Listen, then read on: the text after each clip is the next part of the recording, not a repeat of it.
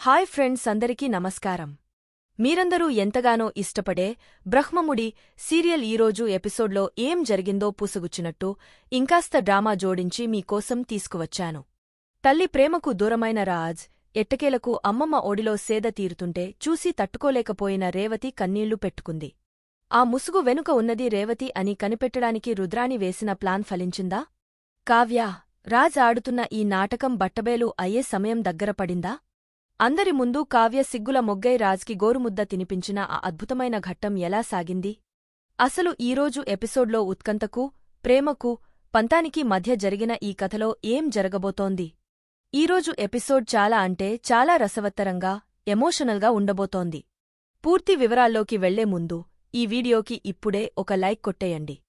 రేపు రుద్రాణి ప్లాన్ ఏమై ఉంటుందని మీరు అనుకుంటున్నారో కింద కామెంట్స్లో మీ అభిప్రాయాన్ని పంచుకోండి. అలాగే మన పాత ఛానల్ డిలీట్ అయిపోయింది కాబట్టి ఇది మన కొత్త ఛానల్. దయచేసి అందరూ మరోసారి మన ఛానల్ని మర్చిపోకుండా సబ్స్క్రైబ్ చేసుకోండి, పక్కనే ఉన్న గంట సింబల్ని కూడా నొక్కేయండి. ఇక కథలోకి వెళ్దాం.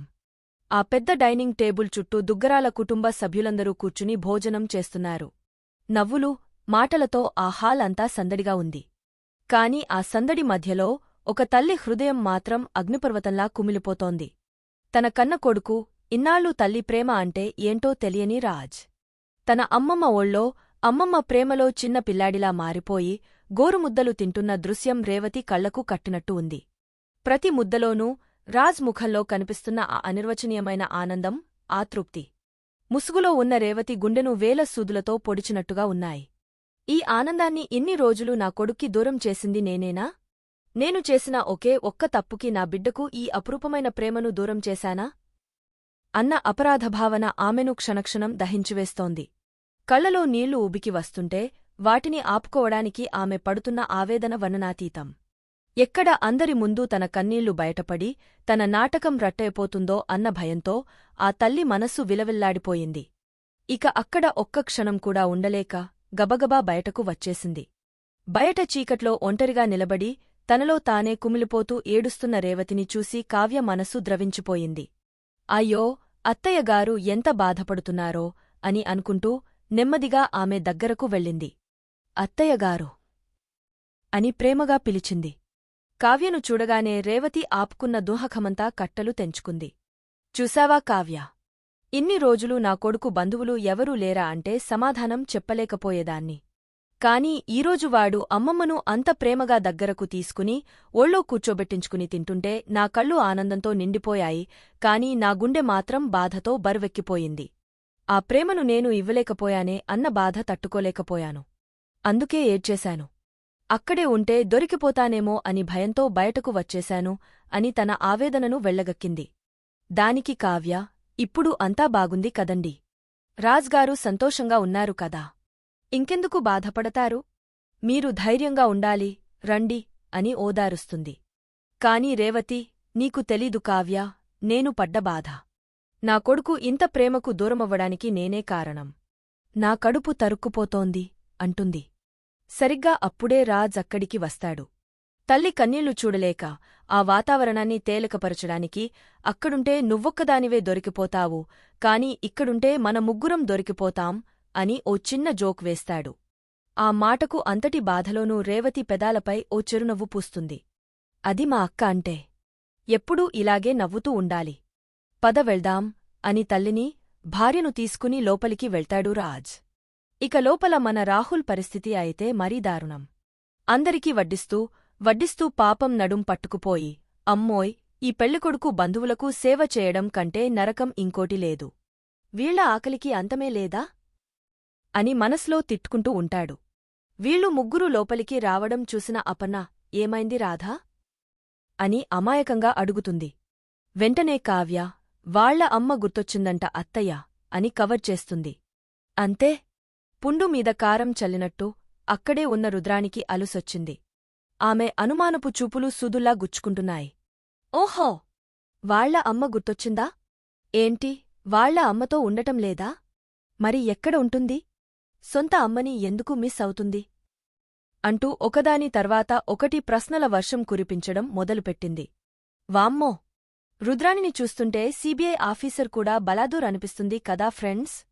ఆ ప్రశ్నలకు రేవతి, కావ్యల ముఖాలు పాలిపోతాయి. ఏం సమాధానం చెప్పాలో తెలియక తడబడుతుంటే రాజ్ కల్పించుకుని వాళ్ల అమ్మ దూరంగా వైజాగ్లో ఉంటుంది. ఎప్పుడో ఒకసారి వస్తుంటారు. అందుకే మిస్ అయుంటుంది అని ఏదో ఒకటి చెప్పి ఆ టాపిక్ని డైవర్ట్ చేస్తాడు. దాంతో రుద్రాణి ముఖం మాడిపోతుంది, కాని ఆమె అనుమానం మాత్రం చల్లారలేదు. మరోవైపు అప్పు, కళ్యాణ్ ప్రేమ పక్షులా ఒకరికొకరు లడ్డులు తినిపించుకుంటూ ప్రేమలోకంలో విహరిస్తున్నారు. ఆ దృశ్యం చూసి మన రాజ్ గారిలో నిద్రిస్తున్న రొమాంటిక్ హీరో ఒక్కసారిగా నిద్రలేచాడు. కావ్య వైపు తిరిగి, అటు చూడు, మా తమ్ముడు, మీ చెల్లి ఎంత అన్యోన్యంగా ఉన్నారో. ఒకరికొకరు ఎంత ప్రేమగా తినిపించుకుంటున్నారో. నువ్వు చూశావా? నాకు అసలు తినిపించవు. నీలో ఆ రొమాంటిక్ యాంగిల్ అనేది చచ్చిపోయింది అసలు అని అంటాడు. అయ్యో రాజ్! కావ్య సిగ్గరి అని నీకు తెలీదా? అందరి ముందు తను అలాంటివి చేయదని నీకు అర్థం కావడం లేదా? కానీ రాజ్ వింటాడా? అమ్మ బాబోయ్! అందరి ముందు నేను తినిపించలేను. నా వల్ల కాదు ఇలాంటి సాహసాలు చేయడం అని కావ్య అంటుంది. ఇప్పుడు నువ్వు తినిపించకపోతే గట్టిగా అరుస్తాను అని రాజ్ బెదిరిస్తాడు. చూసారా ఫ్రెండ్స్, రాజ్ ప్రేమ ఎంత ముదిరిపోయిందో.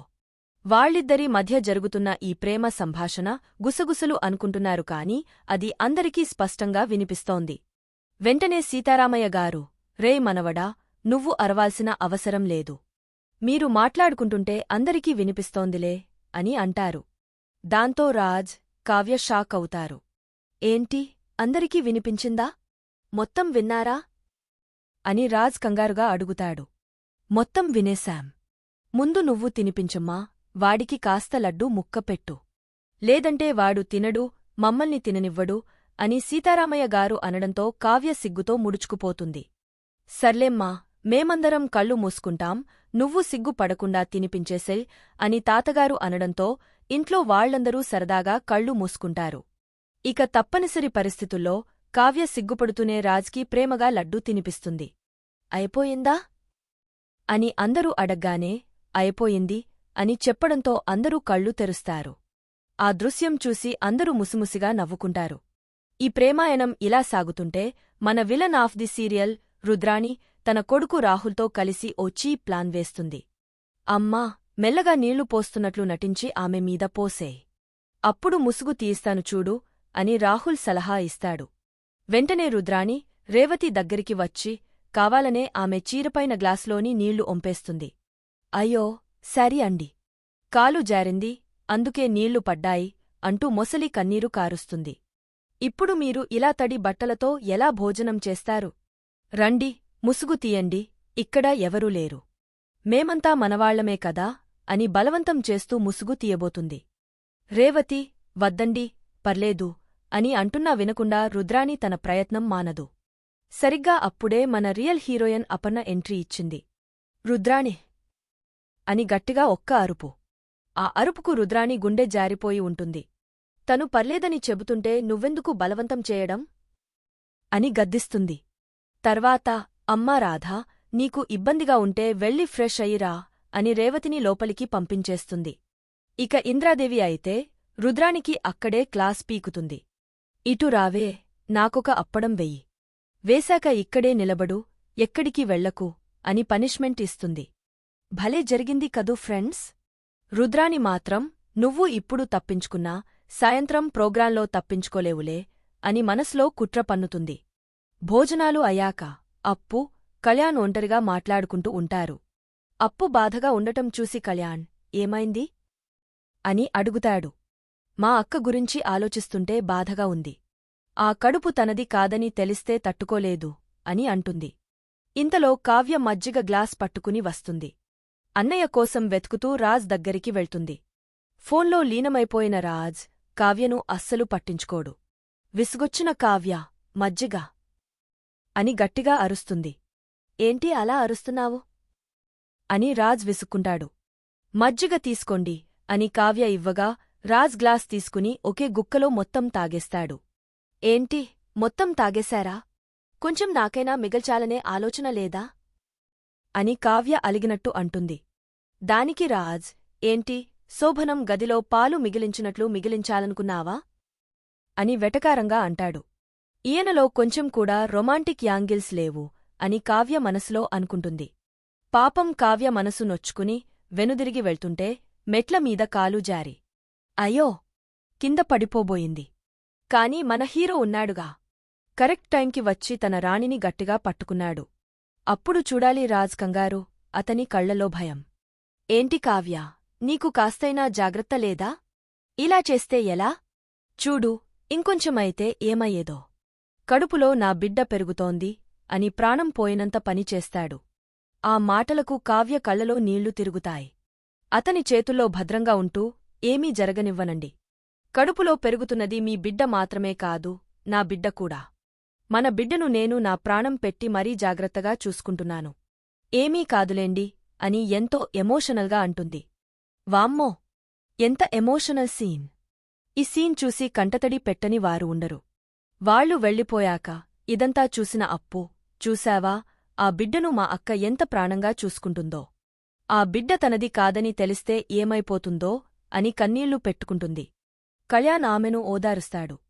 ఇక రాత్రి అవ్వగానే రుద్రాణి ఒక పార్టీ ఏర్పాటు చేస్తుంది. వెల్కమ్ టు ది పార్టీ అని అనగానే అందరూ షాక్. పండగలంటేనే విసుక్కునే నువ్వు పార్టీ పెట్టావా అని ఆశ్చర్యపోతారు. ఏదో పెట్టాలనిపించింది. సరే, ఇప్పుడు ఆటలోకి వద్దాం. ఈ బౌల్లో కొన్ని చిట్స్ ఉన్నాయి. ఎవరికి ఏది వస్తే అది చెయ్యాలి, లేదంటే పనిష్మెంట్ అని రూల్స్ చెబుతుంది. ఆట మొదలవుతుంది. మొదటగా తాతయ్య వంతు. ఆయన ఒక చిట్టి తీస్తే అందులో డైలాగ్ చెప్పాలి అని ఉంటుంది. సీతారామయ్య గారు తన అద్భుతమైన నటనతో పాత స్నేహితుడు కలిసిన సన్నివేశాన్ని డైలాగ్స్తో అదరగొట్టేస్తారు. అందరూ చప్పట్లతో అభినందిస్తారు. తర్వాత మన నాటకాల రాణి స్వప్న వంతు వస్తుంది.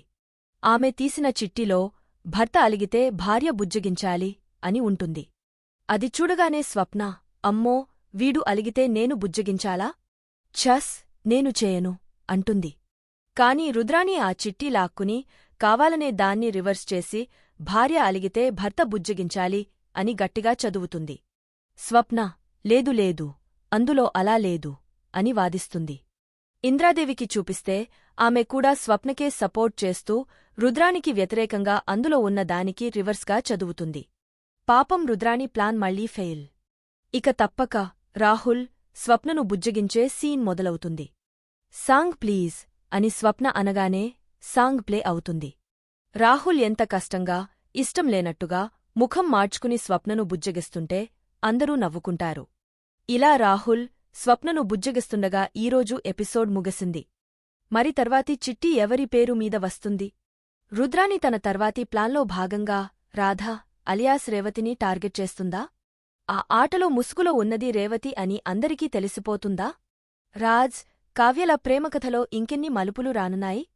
ఆ బిడ్డ రహస్యం ఎప్పుడు బయటపడుతుంది?